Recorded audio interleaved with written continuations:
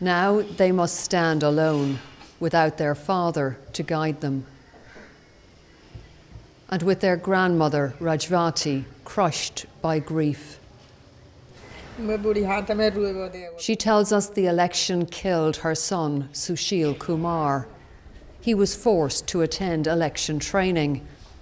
By voting day, he was gasping for breath. That night, he was dead. Duty खत्म करवा रहे हो कि मेरा जी ना कर रहा जाएगी मैं वहाँ ड्यूटी काटी ना आई उन्होंने फिर वो चला गया ड्यूटी पे वहीं तबीयत खराब है गई ड्यूटी पे वाकई. It was the very picture of a super spreader event, an election in a pandemic in Uttar Pradesh, a state with more than 100 million voters. Critics say for Prime Minister Narendra Modi, votes count more than lives. 21-year-old Shushmanjali says her family lost its guiding light. My father was like God of us. He's everything for us. I can't forget him in my entire life. I love him and my mama also. Her mother, Vimlesh, is gone too. She watched her husband die. 2 hours later, she had a heart attack, leaving another empty space that cannot be filled. And across the state, the death toll is growing.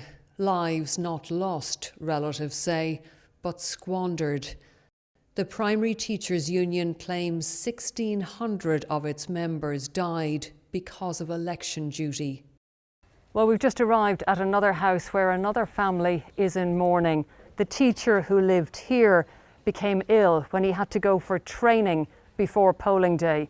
By the time the election came around, he was in critical condition. He was rushed to hospital but died a few days later. Lokesh Kumar left behind a 5-year-old daughter and infant son. His wife, Smriti, says he lived for teaching and was their sole breadwinner. अभी बहुत छोटे हैं ये अभी नहीं समझते याद बहुत करते हैं वैसे पापा कहाँ है मैं ये जानते नहीं है कहाँ है ये छोटे हैं मेरे बच्चे. His was a death foretold, like so many more here, victims of COVID, but also of negligence.